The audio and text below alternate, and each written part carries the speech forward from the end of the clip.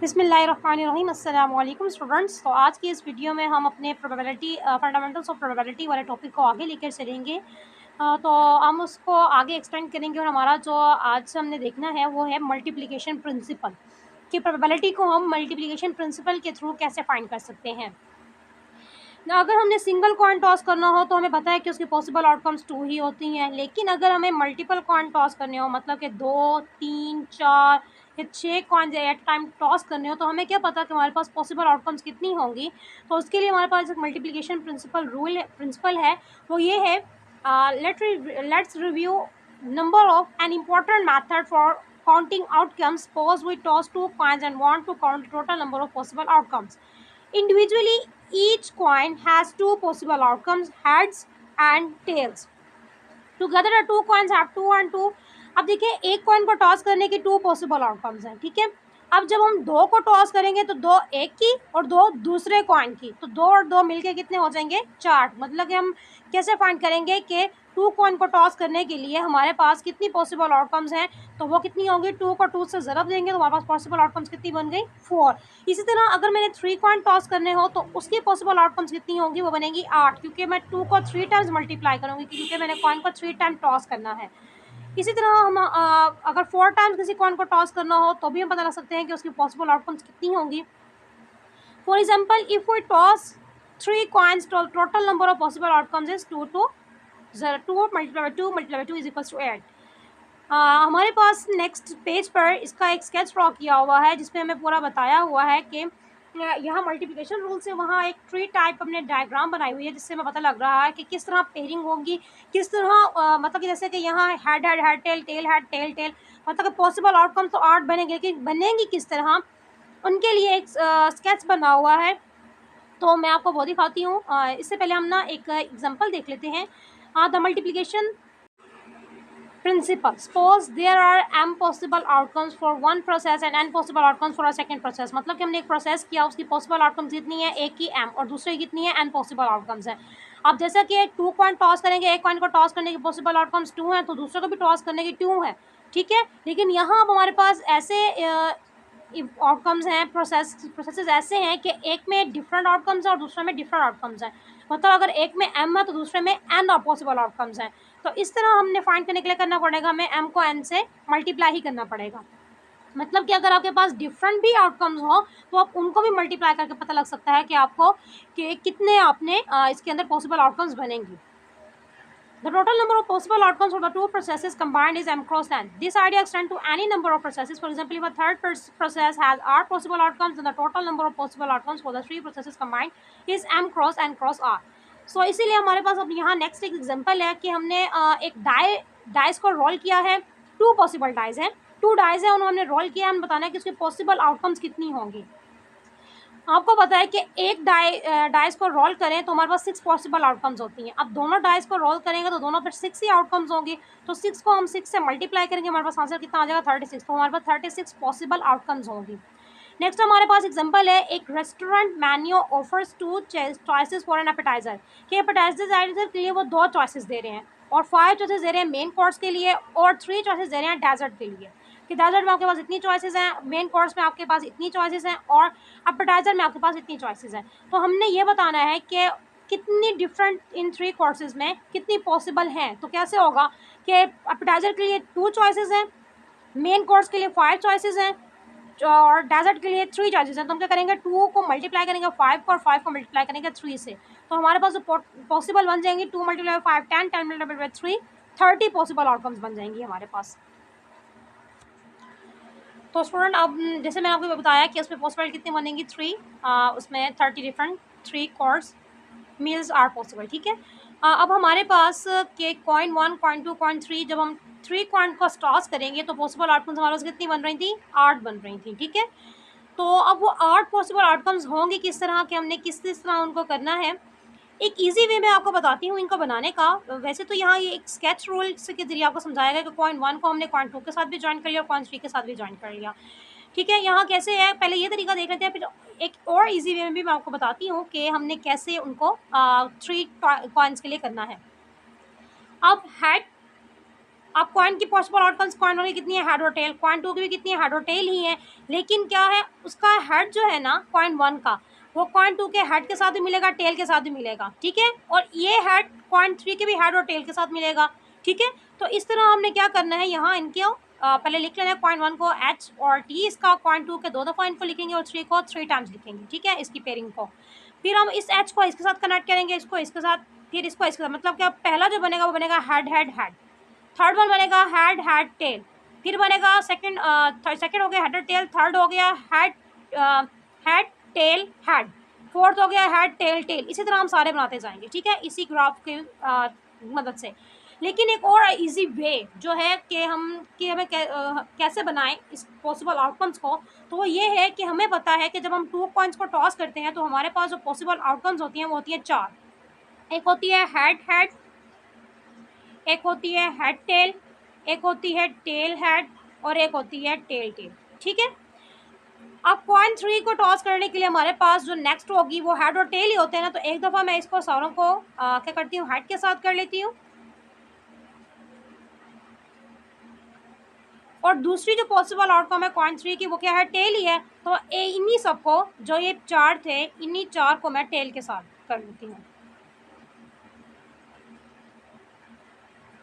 सो ये जो प्रोसीजर है हमारे पास, ये एक ईजी प्रोसीजर है कि हमने कैसे पॉसिबल 8 आउटकम्स बनाने हैं। आप स्केच बनाने के बगैर ही आप बना सकते हैं कि जो 8 पॉसिबल आउटकम्स है कैसे कैसे। हमने 2 पॉसिबल आउटकम्स के लिए जो था, 2 कॉइन्स के लिए जो पॉसिबल आउटकम्स थी हमने वो लिख ली, और उन दोनों को हमने क्या किया, एक दफ़ा हेड के साथ उनको कर लिया अटैच और एक दफ़ा उनको टेल के साथ अटैच कर लिया। इस तरह ये हमारे पास टोटल हमारी 8 पॉसिबल आउटकम्स बन गई हैं।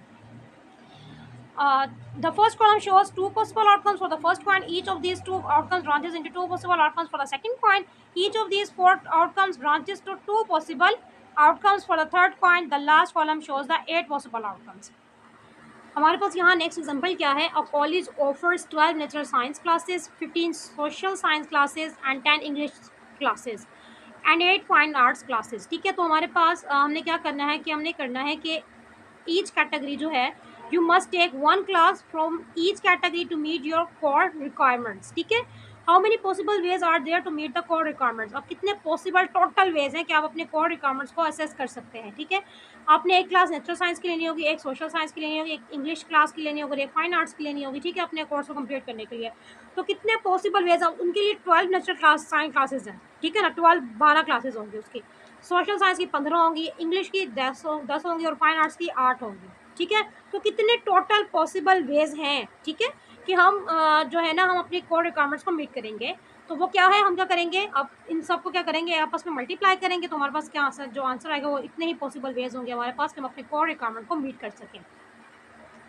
तो हमारे पास नेक्स्ट क्या है, रिलेटिव फ्रीक्वेंसी प्रोबेबिलिटीज़। पहला हमारे पास मैंने कहा था कि टेक्निक्स है प्रोबेबिलिटी की, वो कौन सी है, 3 है, एक है थ्योरेटिकल, एक है रिलेटिव और एक है सब्जेक्टिव, ठीक है। अब थ्योरेटिकल में ये था कि हम एक दफ़ा पूरा एक बताते हैं कि अगर पॉइंट 2 को हम 2 कॉइन को टॉस करेंगे उसके पॉसिबल आउटकम 4 हैं, तो यही 4 ही होंगे, ठीक है। लेकिन रिलेटिव फ्रीक्वेंसी में हम ये करेंगे कि हम अपने उस प्रोसेस को, उस एक्सपेरिमेंट को खुद परफॉर्म करके देखेंगे कि कॉइन को टॉस करते जाएंगे आप, वहाँ तो हमने एक पूरा एक बताया हुआ है कि इतने पॉसिबल आउटकम्स हैं। अब उन पॉसिबल आउटकम्स में बार बार आप देखें, अगर मैं एक कॉइन को 2 टाइम्स टॉस करूँ, एक कॉइन को 2 टाइम टॉस करूँ, दोनों बार टेल ही आ जाए, तो ये है रिलेटिव फ्रीक्वेंसी प्रोबेबिलिटी, ठीक है ना, कि मैंने 2 बार टॉस किया उस कॉइन को और दोनों बार क्या ही आ गया, टेल ही आ गया, ठीक।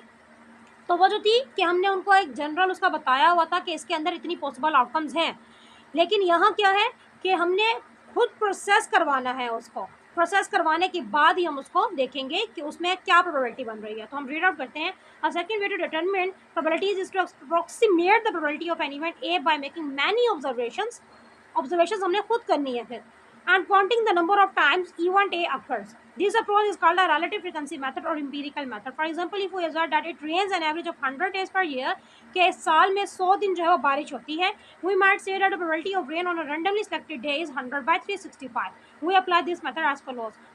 ठीक है। अब हमारे पास रिलेटिव फ्रीक्वेंसी मेथड का जो प्रोसीजर है वो क्या है, रिपीट और observe the process many times and count the number of times the event of interest A occurs. अगर मैं कहूँ कि मेरा आपने ये काउंट करना है कि टेल कितनी दफ़ा अकर होगा कॉइन पर सिंगल टाइम को टॉस करने में, आप देखो मैंने उसको दो बार टॉस किया, अब दोनों बार ही टेल आ गया तो उसकी प्रोबेबिलिटी क्या बनेगी, 2/2 बनेगी। Estimate probability of A by उस इवेंट ए की क्या प्रोबेबिलिटी है और टोटल नंबर ऑफ ऑब्जर्वेशन कितनी होंगी उसकी, वो कि हमने कितनी ऑब्जर्वेशन की होंगी। तो हमारे पास यहाँ एग्जांपल नंबर 6 है जिसमें हमने अब रिलेटिव फ्रीक्वेंसी वाला ही हमारे पास प्रोसीजर हमने करना होगा। Geological records indicated a river has crested above flood stage just 4 times in the past 2000 years. उन्होंने फ्लड जो सैलाब आया उन्होंने कितना देखा कि साल 2000 सालों में, पिछले 2000 सालों में 4 दफ़ा आया। हाँ ठीक है, अब इसकी हमने रिलेटिव फ्रीक्वेंसी बतानी है, वही फार्मूला तो वही ही है लेकिन 2000 सालों में। ठीक है, ये हमने लिया, हमारी टोटल हो गई आउटकम्स। ठीक है, टोटल नंबर ऑफ ऑब्जर्वेशन होंगी ये हमारी, और जो हमारे पास number of times A occurred, तो हमारे पास यहाँ इवेंट ए जो है वो है number of years with flood, तो वो 4 साल ऐसे हैं कि जिनमें क्या हमारे पास सैलाब आए थे। तो हमने इसको डिवाइड किया तो इसकी रिलेटिव फ्रीक्वेंसी लगी 1/500। Because a flood of this magnitude occurs on average once year 500 years, it is called a 500-year flood. The probability of having a flood of this magnitude in any given year is 1/500 or 0.002. Next हमारे पास है example number 7। अब इसमें हमने ना क्या करना है, हमने रिलेटिव और थ्योरेटिकल को कंपेयर करना है कि इन दोनों में क्या फ़र्क है। जैसे मैंने फेयर कॉइन का बताया था कि एक कॉइन को अगर मैं थ्योरेटिकल के लिहाज से उसकी फाइंड करूँ फेयर कॉइन की प्रोबेबिलिटी, तो हेड की भी 1/2 आएगी, इवेंट अगर हेड हो और इवेंट टेल हो तो उसकी भी प्रोबेबिलिटी 1/2 आएगी। लेकिन अगर मैं खुद से परफॉर्म करवाऊँ उसको, तो मैंने उसको 2 दफ़ा परफॉर्म करवाया, दोनों दफ़ा ही टेल आ गया, तो इवेंट जो अगर मैं कहूँ इवेंट ए तो उसकी प्रोबेबिलिटी तो 0 आ जाएगी। ठीक है, और मैं जब इवेंट 2 की टेल की कहूँगी तो उसकी प्रोबेबिलिटी 1 आ जाएगी। यहाँ हमारे पास है डिफरेंट, ये तो एक जनरल मैंने आपको छोटी सी एग्जांपल बता दी, लेकिन यहाँ हमारे पास एक डिफरेंट एग्जांपल है, वो देखते हैं कि हमने if you are interested only in the number of heads when tossing 2 coins and the possible events are 0 heads, 1 head and 2 heads। आपने 2 coins टॉस करने हैं तो पॉसिबल इवेंट्स क्यों होंगे उसमें, या तो कोई हेड नहीं अपेयर होगा, या एक हेड अपेयर होगा, या 2 हेड अपेयर होगा। तो अगर कोई भी हेड अपेयर नहीं होगा तो उसमें टेल वाली आउटकम आ जाएगी, एक हेड अपेयर होगा तो उसमें हेड टेल और टेल हेड वाली आउटकम्स आ जाएंगी, 2 हेड अपेयर होंगे तो उसमें आउटकम जो होगी वो हेड वाली हो जाएगी। अब हमने क्या करना है, suppose you repeat a 2 coin toss 100 times and you result आ रहा है सपोज के। अब हमने वो जो थ्योरेटिकल में लेते थे कि हमने कहा कि इतनी दफ़ा ये आया, इतनी दफ़ा ये आया है, तो वो तो नहीं है, यहाँ हमने खुद से परफॉर्म करवाना है और हमने देखना है। तो हम देखते हैं कि रिलेटिव और थ्योरेटिकल में क्या फ़र्क पड़ जाता है इस सिनेरियो पे।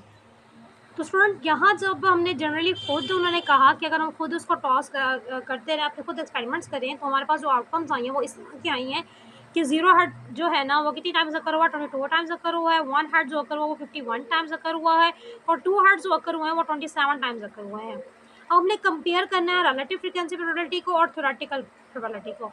अब हमने रीज़न देनी है कि क्या जो suspect that the coins are unfair, कि क्या कॉइन अनफेयर है।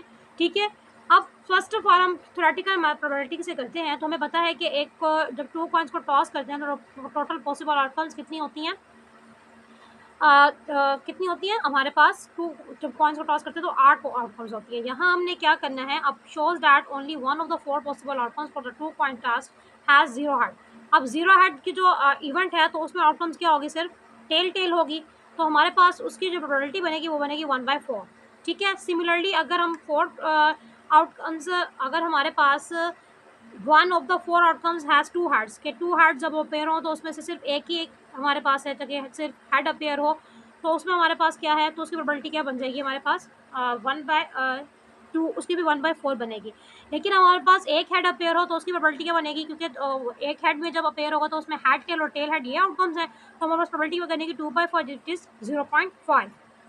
तो हमारे पास अब हमने इसको रिलेटिव फ्रीक्वेंसी के ज़रिए करना है, उसमें हमने इनको यूज़ करना है। तो 0 हेड अपेयर, तो number of time 0 head occurs वो कितना है 22, और टोटल हमने कितनी दफ़ा टॉस किया उसको 100 दफ़ा टॉस किया, तो हमारे पास यहाँ रिजल्ट क्या है 0.22। ठीक है, नेक्स्ट हमने रिलेटिव फ्रीक्वेंसी ऑफ 1 हेड की करेंगे तो 51/100 आ गई, क्योंकि वो 51 टाइम्स हुआ था। अब जब इसको हम करेंगे तो है 27/100। ठीक है, notice that the relative frequency, अब देखें जब 0 हेड की यहाँ जो प्रोबेबिलिटी आई है वो है 0.22। ठीक है, लेकिन जब हमने 0 हेड की थ्योरेटिकल के जरिए फाइंड की तो 0.25 है, मतलब कि अप्रोक्सीमेटली इक्वल ही है ये। ठीक है, रिलेटिव फ्रीक्वेंसी और थ्योरेटिकल, अगर रिलेटिव फ्रीक्वेंसी ऑफ 1 हेड की जो यहाँ आई है वो है 0.51 और 1 हेड की जो यहाँ आई है वो है 0.5, तो अप्रोक्सीमेटली बराबर ही है ये। Notice that the relative frequency probabilities are fairly close to the theoretical probabilities, while the number of trials under tosses is not particularly large, क्योंकि इतना large नहीं था. We therefore have no reason to suspect that the coins are unfair. को हमने यहाँ नहीं बता पा रहे कि ये coins unfair हैं या नहीं है. A more precise calculation confirms that results similar to this one are common with fair coins. कि ये 100 times वाला जो है ना, ये तकरीबन हमारे fair coin के साथ ही मैच कर रहा है. तो जो थर्ड टेक्निक थी वो हमारे पास थी सब्जेक्टिव प्रोबेबिलिटीज़. अब सब्जेक्टिव प्रोबेबिलिटीज़ को देखते हैं कि उसमें हम प्रोबेबिलिटी को किस तरीके से फाइंड करेंगे. अब सब्जेक्टिव प्रोबेबिलिटी में ये है कि हम अपनी ही कोई स्टेटमेंट को कह दें कि इसकी प्रोबेबिलिटी ये है कि हमारे पास, अब मिसाल के तौर पर हमारे पास जो यहाँ एग्जांपल दी हुई है हम उसको रीड आउट करते हैं. The third method for determine probabilities is to estimate a subjective probability using experience और intuition. For example, you could make a subjective estimate of the probability that a friend will be married within the next year, or the probability that a good grade in your math class will help you get the job you want. देखिए उसने first probability क्या बनाई कि हो सकता है कि अगले साल तो उसकी फ्रेंड की ना वो शादी हो जाए अगले साल के अंदर, ठीक है ना. अभी उसने खुद ही कह दिया ना, तो ये स्टेटमेंट के जरिए हमने कह दिया कि अगले साल हो सकता है कि उसकी, अब लाजमी तो नहीं है कि वाकई उसके अगले साल हो, मतलब कि अब कोई बात कंफर्म भी नहीं है और बेयकीनी की अभी इतनी है कि अब बिल्कुल भी उसके अगले साल हो सकता है कि अगले साल ना उससे अगले साल हो, ठीक है. अगर हो अब नेक्स्ट प्रोबेबिलिटी जो है वो स्टेटमेंट उसकी क्या है कि गुड ग्रेड जो है ना मैथ क्लास में उसको हेल्प कर सकते हैं एक अच्छी जॉब के लिए, ठीक है. तो हमारे पास जो 3 अप्रोचेस थी वो कौन कौन सी थी, थ्योरेटिकल, रिलेटिव और सब्जेक्टिव. नेक्स्ट एग्जांपल जो है हमारे पास हमने उसमें देखना है कि उनमें हमने बताना होगा कि हमारे पास जो यहाँ ABC दिए हुए हैं स्टेटमेंट्स, ये किसके लिए हैं, कौन सी प्रोबेबिलिटी जो है ना इन पे फिट हो रही है. तो हम रीड आउट कर लेते हैं पहले इनको, इनकी डेफिनेशंस को. A theoretical probability based on the assumption that all outcomes are equally likely. सारे आउटकम्स क्या है उनके अपेयर होने के इक्वली लाइकली चांसेस होते हैं, ठीक है ना. Is determined by dividing the number of ways an event can occur by the total number of possible outcomes. अब रिलेटिव फ्रीक्वेंसी में क्या होता है कि बेस्ड ऑन ऑब्जर्वेशंस और experiment is the relative frequency of the event of interest. Subjective में क्या होता है, is an estimate based on experience और इनिशिएशन. अब हमारे पास यहाँ जो नेक्स्ट एग्जांपल है वो ये है कि हमने यहाँ आइडेंटिफाई करना है कि कौन सा रिजल्ट जो है ना यहाँ इस that result in the following statement कि कौन सा रिजल्ट हमें यूज़ करेंगे. I am 100% certain that you will be happy with this car. अब ये स्टेटमेंट हमने खुद से बना ली है कि मुझे 100% यकीन है कि तुम इस कार के साथ खुश हो. तो इसमें हमने स्टेटमेंट खुद से ड्रॉ किया, उसकी प्रोबेबिलिटी भी हम खुद बता रहे हैं. तो इसका मतलब यहाँ जो मेथड यूज़ होगा वो कौन सा यूज़ होगा, सब्जेक्टिव मेथड यूज़ होगा. नेक्स्ट हमारे पास है based on government data the chance of dying in an automobile accident during a 1 year period is about 1 in 8,000. अब देखिए ये हमने खुद से देखा हुआ है, खुद से ऑब्जर्वेशन हमने ली हैं और हमें उसके ज़रिए बता रहे हैं. तो यहाँ जो लगेगी वो कौन सा मेथड लगेगा, वो रिलेटिव फ्रीक्वेंसी वाला मेथड लगेगा, रिलेटिव फ्रीक्वेंसी वाला बेस्ड ऑन गवर्नमेंट डाटा, ठीक है ना. अब लास्ट जो हमारे पास एग्जांपल हुआ था probability of rolling a 7 with a 12-sided die is 1/12. अब देखिए लाजमी बात है इक्वली लाइकली इवेंट्स आ गए, मतलब क्या है इक्वली लाइकली है कि 1 के अपेयर होने के चांस भी इक्वली लाइकली है, जो 7 का होगा, जो 2 का होगा, जो 3 का होगा. तो ये जो प्रोबेबिलिटी यहाँ यूज़ हो रही है वो यूज़ हो रही है थ्योरेटिकल प्रोबेबिलिटी. अब हमारे पास नेक्स्ट जो कॉन्सेप्ट है प्रोबेबिलिटी का कि अगर कोई इवेंट नहीं अकर हो रहा तो उसकी प्रोबेबिलिटी फाइंड कैसे करनी है. कि अगर हम कहा जाए कि probability of an event not occurring, के जो अकर नहीं हो रहा उसकी प्रोबेबिलिटी फाइंड करनी है, तो वो कैसे फाइंड करेंगे, वो हम ऐसे फाइंड करेंगे कि उसके अकर होने की, उस इवेंट के अकर होने के कितने चांसेस हैं, उसकी प्रोबेबिलिटी देखेंगे, उसमें उसको हम फिर 1 में से माइनस कर देंगे तो हमारे पास क्या आ जाएगा, नॉट अकरिंग की प्रोबेबिलिटी आ जाएगी. अब हम रीड आउट करते हैं कि हमारे पास लिखा क्या हुआ है. Suppose we are interested in the probability that a particular event और outcome does not occur. For example, suppose we want to know the probability that a 4 does not appear on one roll of a die. We can start by finding the probability of getting a 4. वही बात जो मैंने आपको बताई कि अगर हमने check करना है कि 4 अपेयर नहीं हो रहा उसकी प्रोबेबिलिटी चेक करने के लिए हम क्या करेंगे कि 4 की जो प्रोबेबिलिटी है वो देख लेंगे. There are 6 possible outcomes for the roll of the die. The number 1 through 6. So the probability of rolling a 4 is 1/6. Note that it is certain, which means that the probability is 1. ठीक है, certain की probability क्या है, वो 1 ही होगी. ठीक है कि either we roll a 4 we do not roll a 4. We can write this fact as कि अब हम 4 के अपेयर होने की और 4 के ना अपेयर होने की जो प्रोबेबिलिटी होगी उन दोनों को सम करेंगे तो 1 के बराबर हो जाएगा, क्योंकि ये इसके निगेशन के बराबर है। 4 अपेयर हो रहा है और 4 अपेयर नहीं हो रहा, ये दोनों आपस में एक दूसरे के निगेशंस हैं, तो इनका सम क्या होगा, 1 के बराबर होता है। अब मुझे क्या किसकी चेक करनी है, नॉट 4 की, ठीक है। नॉट 4 अपेयर के लिए तुम्हें क्या करना पड़ेगा, 1 माइनस प्रोबेबिलिटी ऑफ 4 करना पड़ेगा। तो 1 माइनस, अब प्रोबेबिलिटी ऑफ 4 क्या है, वो 1/6 है, क्योंकि टोटल आउटकम्स हमारे पास 6 हैं और 4 के होने का चांस सिर्फ 1 है। तो 1 माइनस 1/6 का हमारे पास आंसर क्या आ जाएगा, 5/6। तो ये आ गई प्रोबेबिलिटी ऑफ नॉट 4, ठीक है। तो यहाँ हमारे पास किस तरह हमने फाइंड किया कि उसके अक्कर होने को देख के हमने नॉट का अंदाजा लगा लिया कि नॉट की प्रोबेबिलिटी क्या होगी। This answer make sense because there are 5 possible event besides 4, क्योंकि 4 के बाद बचती ही बाकी 5 पॉसिबल आउटकम्स है, तो 5/6 इसका आ गया। Probability of an event not occurring को हम डिनोट कैसे करते हैं, 1 माइनस पी ऑफ ए, ठीक है। और इसका जो साइन होता है वो ये होता है, प्रोबेबिलिटी ऑफ ए के ऊपर हम बार डिनोट करते होते हैं, ठीक है। तो हमारे पास जो नेक्स्ट एग्जांपल है वो ये है, 2 बॉयज नॉट 2 बॉयज, कि नॉट 2 बॉयज वाली हमने बनानी है। What is the probability that randomly chosen family with 3 children does not have 2 boys and 1 girl, के 2 लड़के और एक लड़की नहीं हो, उसके अलावा कोई और हो। तो 2 लड़के और एक लड़की के लिए हमारे पास, हमने जब इसका वो बनाया था पूरा स्केच, तो हमारे पास इसकी पॉसिबल आउटकम्स बनी थी 3, ठीक है, 2 बॉयज और 1 गर्ल के लिए। ये हमने एग्जांपल नंबर 4 में हम कर चुके हैं, आप उसको देख सकते हैं। We found that the probability of 2 boys and 1 girl in a family with 3 children is 3/8, ठीक है। तो उसके ना होने की क्या होगी, तो हम 1 माइनस 3/8 करेंगे तो हमारे पास आंसर क्या आ जाएगा, 5/8 विच इज 0.625।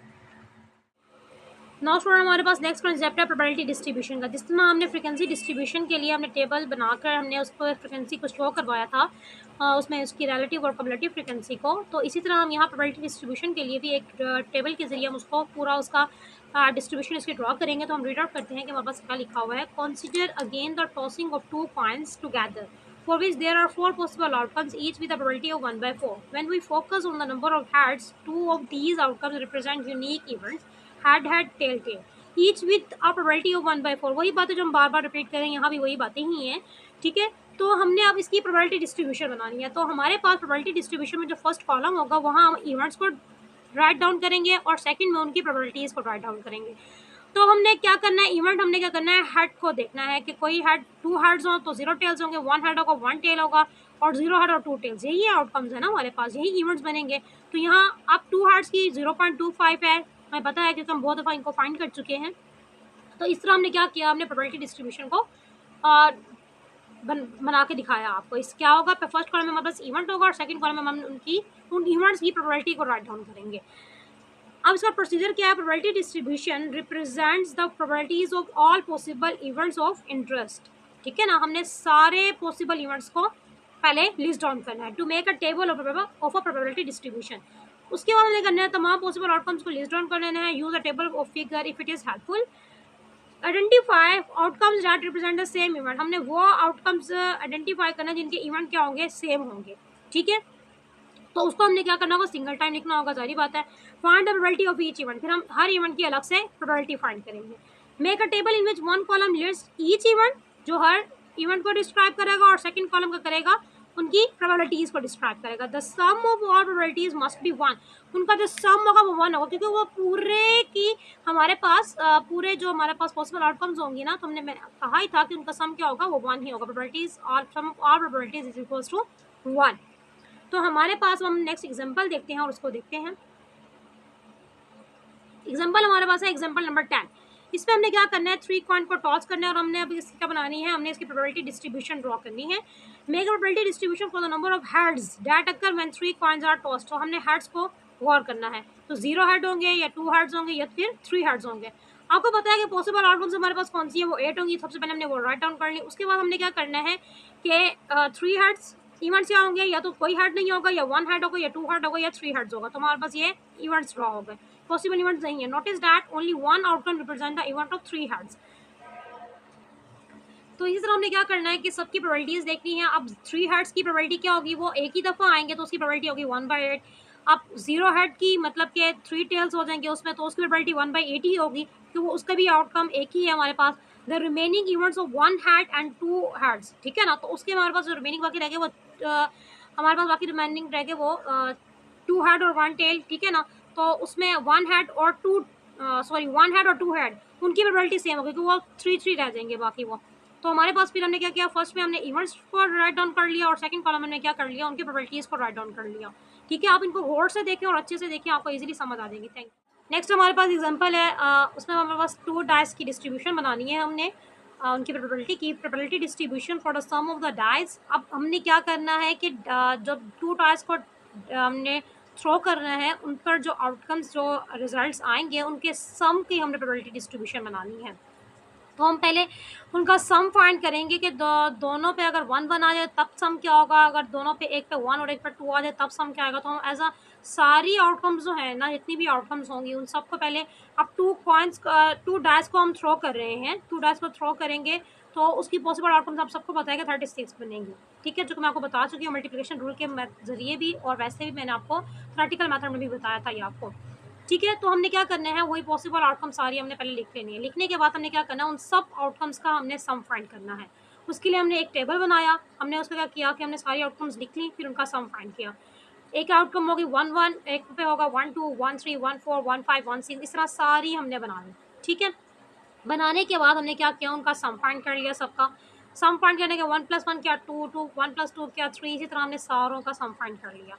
अब जो इसमें मिनिमम रिजल्ट आया वो है 2 और जो मैक्सिमम आया वो क्या आया है 12। ठीक है, अब हमने क्या करना है, इस सम की प्रोबेबिलिटी डिस्ट्रीब्यूशन बनानी है। हमने उनके आउटकम्स की, इवेंट्स की नहीं बनानी थी, हमने इनके सम के जो इवेंट्स बनेंगे टोटल हमने उसकी बनानी है। अब इवेंट्स कौन कौन से हैं, या तो 2 होगा सम, या 3 होगा, या 4 या 5 या 6 या 7 8 9 10 11 12 तक जाएगा ये सम। ठीक है, तो हमने इवेंट्स कितने हो गए, 2 से लेकर 12 तक इवेंट्स हो गए हमारे पास। ठीक है, तो हमने क्या करना है, अब इसकी प्रोबेबिलिटी डिस्ट्रीब्यूशन बनानी है। We find the notice that the possible sums which are the events of interest in this case are 2 through 12. We find the probability of each sum by counting the number of times it occurs and dividing by a total of 36 possible outcomes. ठीक है, अब जो सम जितनी दफ़ा appear होगा, अब total outcomes हमारे पास कितनी है 36 है। अब जो सम जितनी दफ़ा अपेयर होगा वो हमारे पास क्या होगा, नंबर ऑफ फेवरेबल आउटकम्स हो जाएंगे, मतलब कि उस इवेंट के अकर होने के उतने नंबर्स होंगे। ठीक है, अब 2 जो है वो सिंगल टाइम अपेयर हो रहा है तो इसकी प्रोबेबिलिटी क्या बन जाएगी 1/36। तो हमने क्या करना है, अब इसको हम लिस्ट डाउन करते हैं। For example the 5 highlighted outcomes in the table have a sum of 8 है, किसी का सम, किसी का सम, उसका फिर वो 8 के लिए कितने हैं 1, एक 8 यहाँ, एक 8 यहाँ, एक 8 यहाँ है, 1 2 3 4 और 5 टाइम्स आया है सम 8, तो उसकी प्रोबेबिलिटी क्या हो जाएगी 5/8। इसी तरह हम सबकी फाइंड करेंगे और हमने उसकी क्या बनानी है, प्रोबेबिलिटी डिस्ट्रीब्यूशन बनानी है। तो यहाँ हमने फर्स्ट हमारे पास क्या होगा, अगर यहाँ हमारे पास रो वाइज लिखा हुआ है, आप इसे कॉलम वाइज भी ड्रॉ कर सकते हैं। ये कोई मतलब कि रूल नहीं है कि आप इसे रो वाइज या कॉलम वाइज ही लिखें, तो आप इसको इस तरह भी लिस्ट डाउन कर सकते हैं। इवेंट हमारे पास सारे राइट डाउन कर लिए, फर्स्ट हमारे पास ये हो गया। सेकंड हमारे पास जो बनेगा वो बनेगा, उस पर प्रोबेबिलिटीज़ को राइट डाउन करेंगे। तो हमने 2 की प्रोबेबिलिटी 2 एक दफ़ा अपेयर हो रहा है तो उसकी 1/36 है। 3 जो है हमारे पास फर्स्ट वाले में भी आ रहा है, सेकंड वाले में भी आ रहा है, तो यहाँ 2/36 होगी इसकी। इसी तरह इन सब की प्रोबेबिलिटीज़ हमने क्या कर ली, लिस्ट डाउन कर ली। तो नेक्स्ट हमारे पास टॉपिक है वो ये है स्टेटिंग द ऑड्स। अब ऑड्स का कंसेप्ट क्या है, तो हम इसको पहले रीड आउट करते हैं, फिर मैं आपको एक्सप्लेन करूँगी थोड़ा। You have probability, notice that there are several ways to express the idea of probability. For example, saying that the chance of getting heads on a coin toss is 1/2 is equal to saying the probability is 1/2. Another common term for probability is odds. एक other term जो है probability के लिए वो क्या है, odd है। But strictly speaking the two terms have different meanings. Odds are often stated as a ratio of the probability that a particular event will occur to the probability that it will not occur. अब odd जो है ना, बताता ये भी probability ही है, लेकिन ये क्या होता है, ये 2 प्रोबेबिलिटीज़ की रेशियो देता है हमें कि इस इवेंट के अक्कर होने की और ना अक्कर होने की। ठीक है ना, that a particular event will occur to the probability that it will not occur, कि उसके अक्कर होने की और ना अक्कर होने की जो प्रोबेबिलिटी है हमने वो देखनी है। अब इसको मैं थोड़ा एक्सप्लेन करते हैं।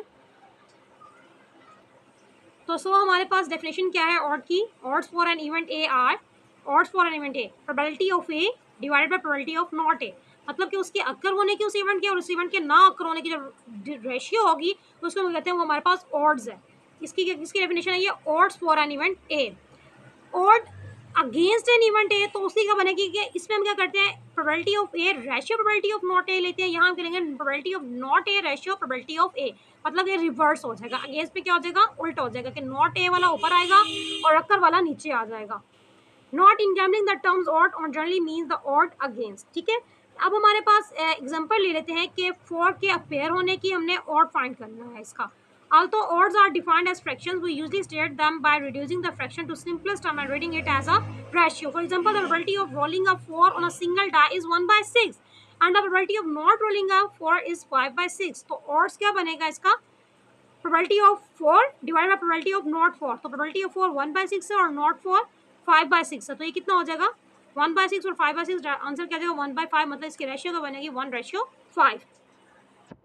We usually state these odds for rolling a 4 or 1 to 5. Taking the reciprocal, we can say the odds against rolling a 4.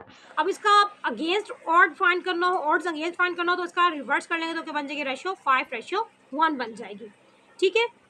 In gambling, the odds against usually expresses how much you can gain with a win for each dollar you bet. For example, suppose the odds on a particular horse at a horse race are 3-1, ठीक है।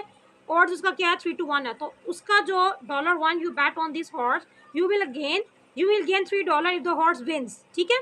if you place 2 bet and the horse wins, you will gain $6, ठीक है। अब क्या है, यहाँ example है कि हमने ऑड लिया और particular horse at a horse race 3-1, या तो ऑड क्या होगा कि या तो वो हॉर्स जीतेगा या नहीं जीतेगा, तो उसका ऑड जो उसकी रेशियो होगी वो होगी क्या हॉर्स जीतेगा या ये हॉर्स नहीं जीतेगा। Then for each $1 you bet on this horse, you will gain $3 if the horse win. अगर हॉर्स जीत गया तो आपको $1 मिलेगा। अगर आपने उस पर 2 बैट लगाई हैं तो आपको $6 मिलेंगे, ठीक है। You will also receive back the money you bet. So when you collect on your 2, but you will receive the 6 gain plus your original $2 for a total of $8. Of course, as with any form of gambling, you are more likely to lose than to win. तो अब हमारे पास इसी और topic के related 2 examples, example number 12 and 13, तो हम इसे देखते हैं। एग्जांपल नंबर 12 में क्या है? 2 coins odds. What are the odds for getting 2 heads in tossing 2 coins. अब ऑड्स या तो 2 हेड अपेयर होंगे या नहीं होंगे। 2 हेड का अपेयर होने के 2 कॉइन्स में क्या प्रोबेबिलिटी है? 1 है, 1/4 है, तो उसकी नॉट की बाकी जो रिमेनिंग है वो होंगी, तो 3/4 होगी। 1/4 अगर आपको ना पता हो तो आप फाइंड कर सकते हैं उस नॉट अकरिंग वाले प्रोबेबिलिटी वाले रूल से। तो इसी तरह हम इसकी ये फाइंड हो जाएगी हमारे पास। प्रोबेबिलिटी ऑफ 2 हेड्स की क्या है? 1/4, नॉट हेड की क्या है? 3/4। तो हमें डिवाइड करने पर आंसर क्या मिला? 1/3, ठीक है। The odds for getting 2 heads in 2 coins tosses are 1 to 3. We take the reciprocal of the odds. अब इसका odd against फाइंड करना हो, odd against भी फाइंड करना है, तो उसके लिए क्या करेंगे? हम इसका इन्वर्स कर लेंगे तो वो क्या आ जाएगा? 3-1 हो जाएगा। नेक्स्ट हमारे पास क्या है? हॉर्स रेस पे ऑफ।